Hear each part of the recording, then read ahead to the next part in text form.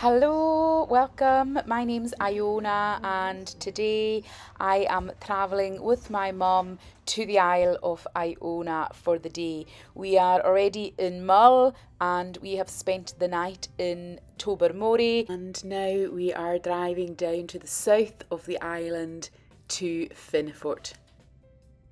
What great scenery we are experiencing as well, it's beautiful.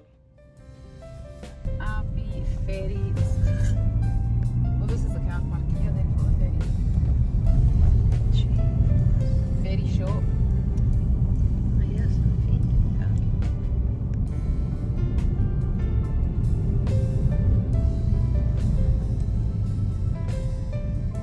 It's park anywhere, I take it.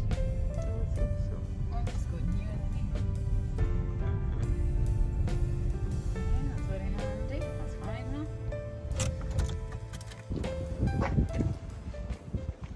We've made it to the ferry terminal, so we've bought our tickets, 2 returns, and it was £2.05 each for a return ticket over to Iona. We're going to sit in the waiting room now for the ferry to come in.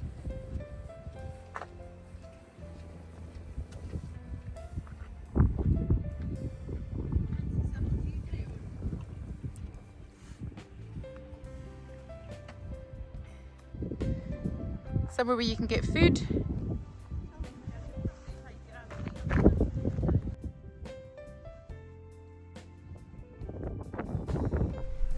This is us getting our first wee glimpse of Iona. We can definitely see the Abbey from here. Lots of houses, more houses than I thought there would be.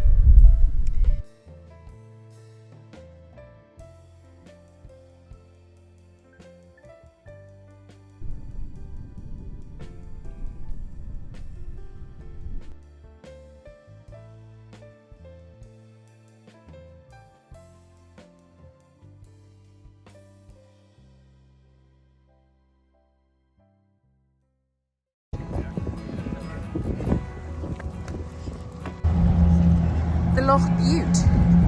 Another ferry that isn't the Loch Butte or the Loch Buie. Lots of indoor seating, but I don't think anybody's going to be sitting in it. I think they're all going to be outside. So we're going to look out for diving gannets and marine mammals whilst we're on the ferry. Dolphins and porpoises are regularly spotted, and minke whales or basking sharks may be seen on boat trips further afield, they tell us. And the island of And the muster points throughout the vessel. Iona's a small island. It's 1.5 miles wide by 3 miles long. We can see the highest point here. We won't be climbing it today, but I will most certainly be coming back to spend more time on the island and climbing it then. There's a population of around 150 residents on the island, steeped in history around St Columba and the beginnings of the Christian faith in Scotland being born here on the Isle of Iona. This is Ballamore, that's what they call this area where the ferry comes in.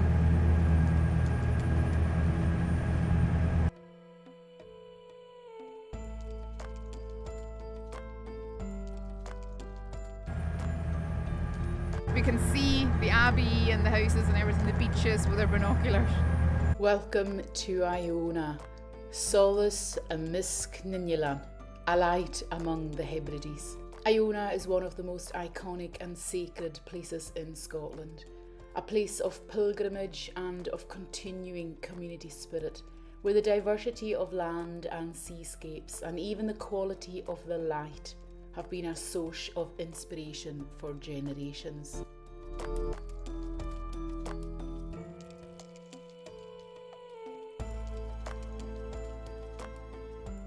Bar, restaurant, very close to the pier.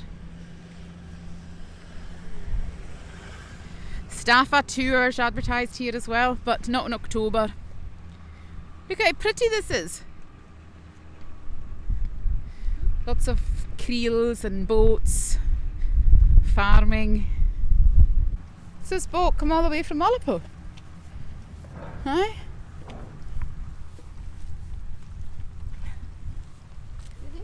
Yeah. Oh, look at this house. I know. Welcome to shelter. Please come in for information about the landscape and the wildlife of Iona. Oh, in there into that shed in there. Yep.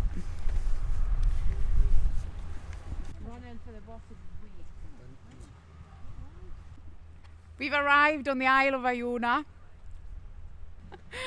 So this is my first time here. So we're going to go to the Abbey first kick-off.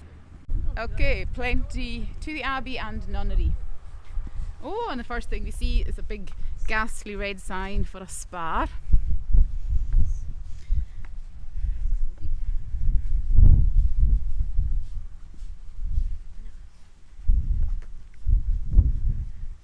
Oh, Iona craft shop.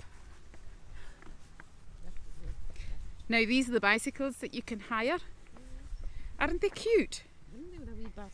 Please don't move me, I'm out for hire. Oh, somebody's already. Maybe not. Okay. Oh, look at the nice jumpers. All the Fair Isle. Well, we won't. We'll go in on the way back, I think. Yes, that looks good. I think we'll go there on the way back. And Iona wool. Oh, look at the wee sheep. How cute. One of the best preserved medieval nunneries in the British Isles. Admission is free. This is the realm of Iona's religious women, where a community of nuns worshipped in a strict round of service and private prayer. Founded around 1200, the convent flourished for more than 350 years.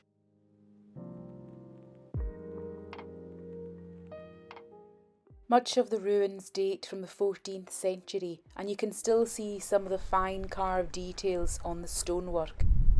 The primary school. It's quite a large primary school.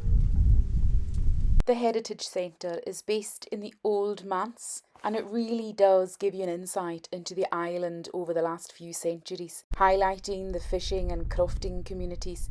They really do want you to leave the island feeling that you've learned something of the culture here, past and present.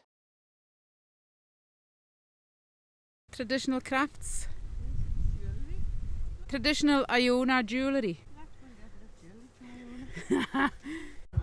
Ishtana. And what does that mean, Ishtana?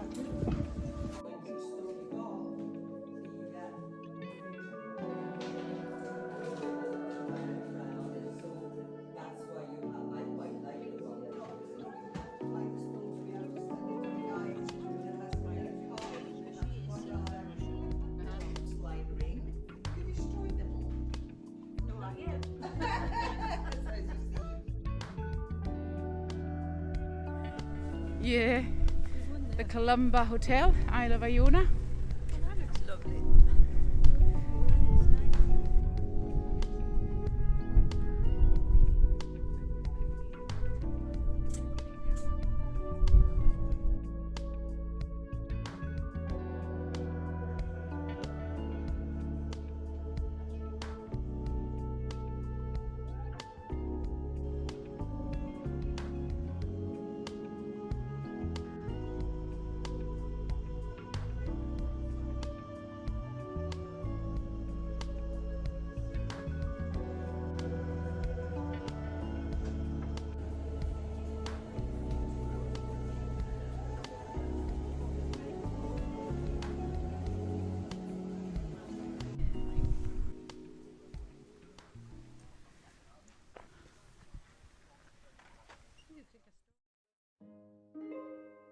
Iona is known as a thin place, a fine veil separating heaven and earth.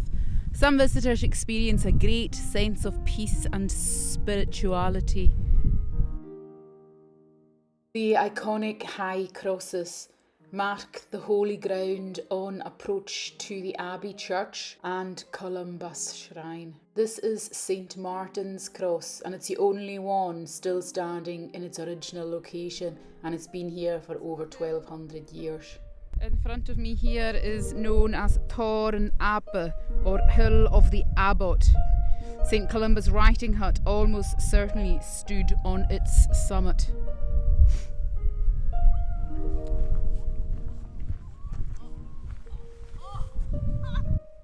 More than 30 years after his arrival on Iona, St Columba died in the Abbey church. His monks wrapped his body in linen and lowered it into a simple grave. In time, a shrine chapel was built on that sacred spot, and the presence of Columba's remains began drawing pilgrims to the island.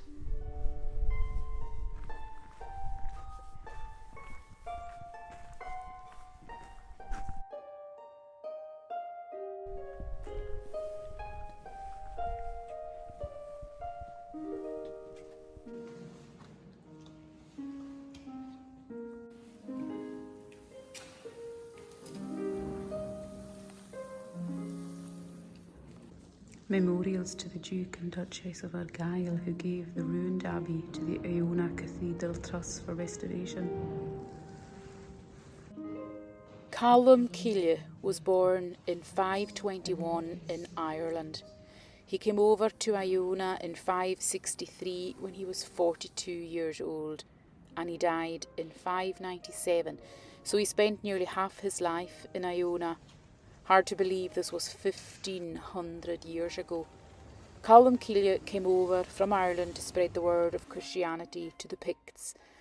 But it wasn't called Iona back then. The area we know as Argyll and some of the Inner Hebrides were known as Dalriada back then.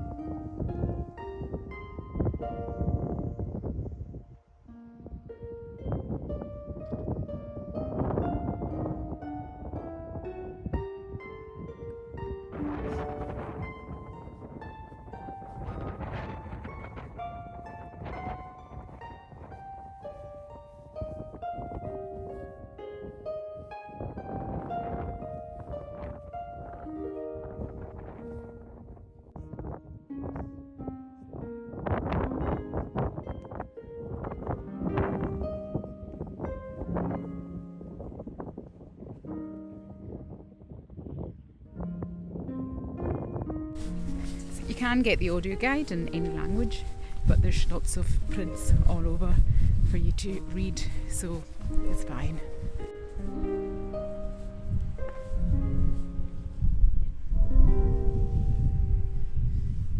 Mum saying we love Iona, keep her beautiful, thank you. This must be in somebody's garden. Oh no, this isn't the school. This is part of the school or the nursery, yeah. Primary care centre.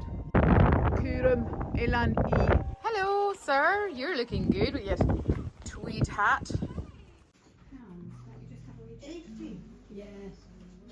I'm considering buying this bag.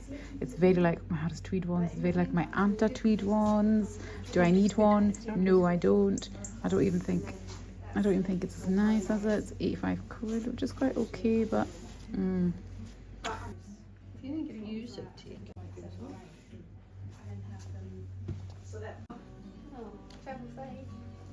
there you go. Like Boydie's wellies. Like the fishermen's wellies.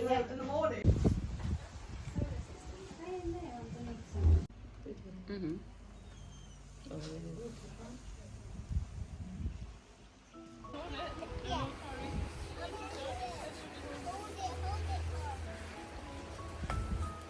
the post office.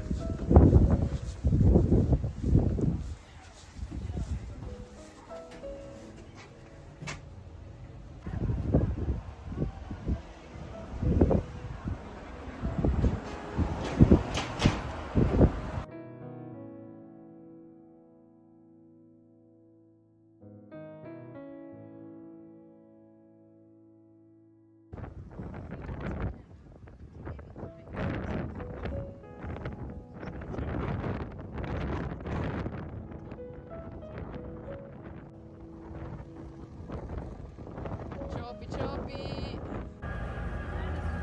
I don't think it's going to be as calm as it was on our way over.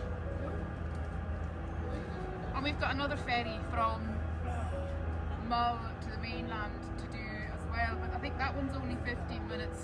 This one's 10 minutes and that one's 15, so all in all, not too much sailing today. One of my purchases from the Isle of Iona. It's a bit slippery. And just like that, we are back in Finneport.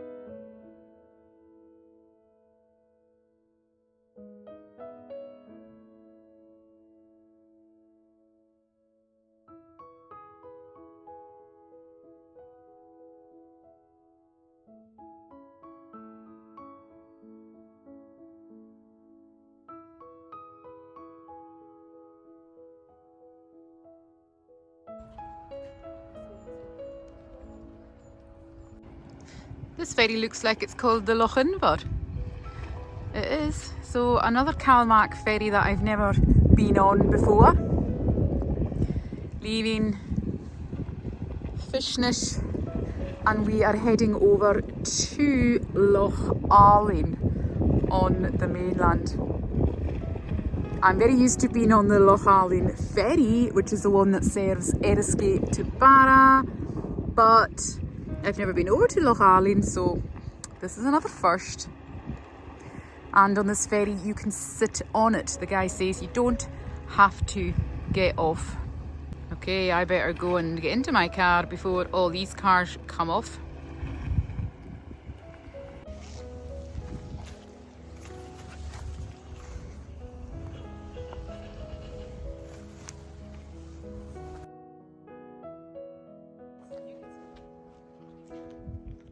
So we made it to Inverness. We stayed the night in the Columba Hotel. I thought because we had spent the day in Iona, it would be quite nice to spend the evening at the Columba Hotel down by the water. Very central location, nice breakfast, lovely staff. You get to park very close outside, so it was very handy for us.